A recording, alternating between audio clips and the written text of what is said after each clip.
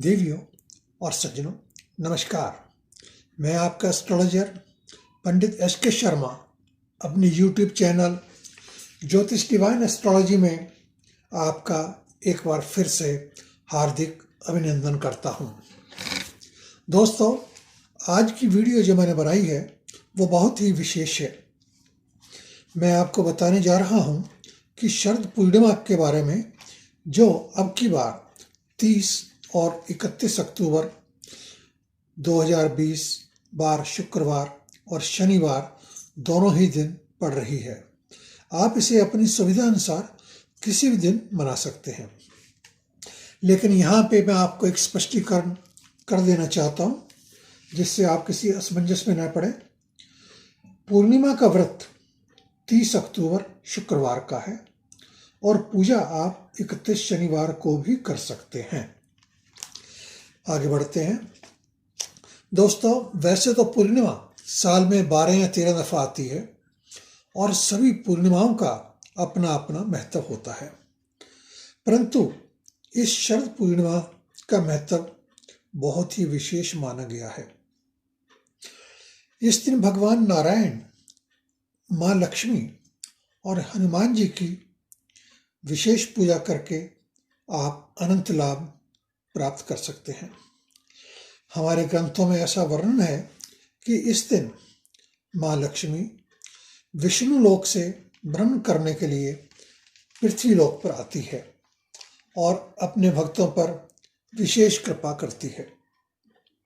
ऐसी मान्यता है कि शरद पूर्णिमा की रात को हमें अधिक से अधिक भगवान नारायण और माँ लक्ष्मी का पूजन अर्चना करनी चाहिए, जिससे माता रानी और भगवान श्री लक्ष्मी नारायण की हम पर अनंत कृपा बनी रहे।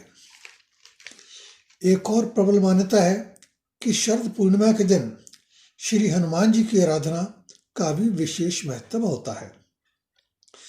इस दिन के लिए आप एक चौमुखा दीपक, जिसमें 4 बत्ती लगाई जाती हैं, उसे प्रज्वलित करें।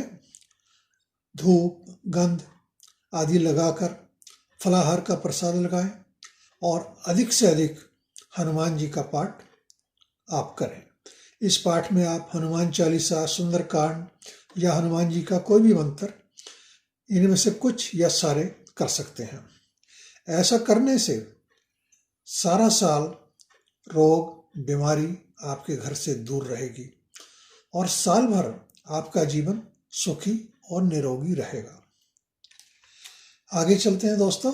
शरद पूर्णिमा की रात को आप खीर अवश्य बनाएं। खीर बनाने का शरद पूर्णिमा पर बहुत ही विशेष महत्व माना गया है। खीर बनाकर उसे सारी रात चंद्रमा के नीचे इस प्रकार रखें कि चंद्रमा की किरणें सीधी उस खीर के बर्तन में पड़ती रह जाएं जहां आपने खीर रखी हुई है। ऐसी मान्यता है कि पूर्णिमा की रात को चंद्रमा अपने पूर्ण यौवन पर 16 कलाओं से संपूर्ण होता है, जिससे अमृत वर्षा होती है। यह किरणें रात को जब खीर पर पड़ती हैं तो ये खीर भी अमृत के समान हो जाती है। अगले दिन इस खीर का प्रसाद के रूप में सभी भक्तों को, परिवार के सदस्यों को वितरण किया जाता है।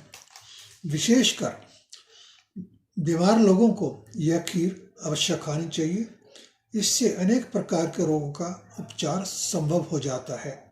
विशेष तौर पर दमा, अस्थमा और मनोविकार रोगियों के लिए तो यह रामबाण मानी जाती है। आगे बढ़ते हैं दोस्तों।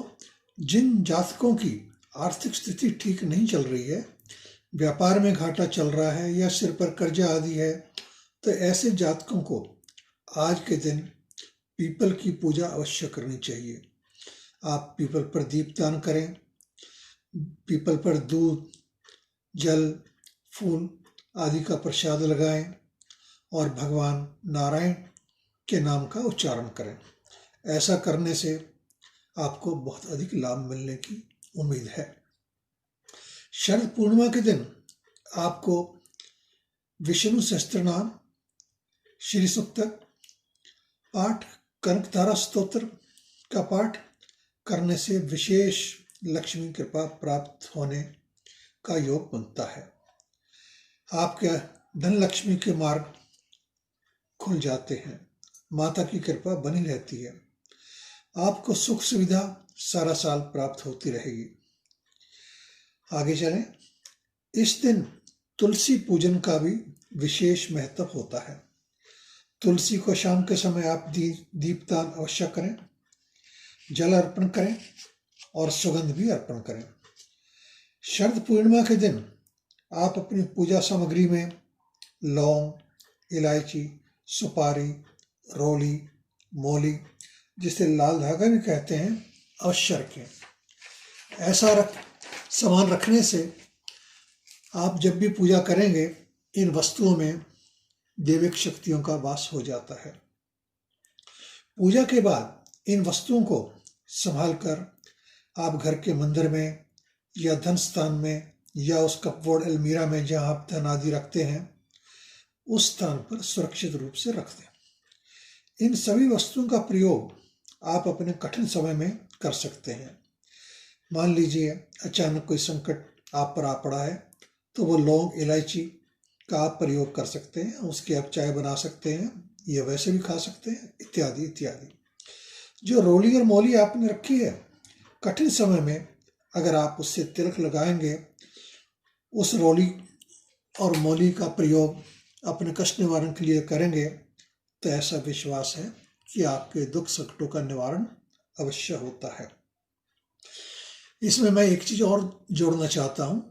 शरद पूर्णिमा के दिन आप अपने घर में देसी घी अवश्य लाएं और उस देसी घी को आप अपने पूजा स्थान में रख दें। उस घी का प्रयोग आप आने वाले समय में अपने खाने आदि के इस्तेमाल में नहीं करेंगे। उस घी का प्रयोग आप सिर्फ प्रभु के चरणों में ज्योत जलाने के लिए ही प्रयोग करेंगे। ऐसा करने से आपके घर में जो भी समस्याएं होती हैं, नेगेटिव एनर्जी होती है, वो जल्दी ही खत्म हो जाती है, क्योंकि ये घी अच्छे मुहूर्त में आप लेके आए हैं और इस घी के सामने आपने मंत्रों का उच्चारण भी किया है। तो ये ऐसा घी भी बहुत महत्वपूर्ण वस्तु बन जाती है, जो समय अनुसार आप प्रयोग करें और उससे लाभ उठाएं।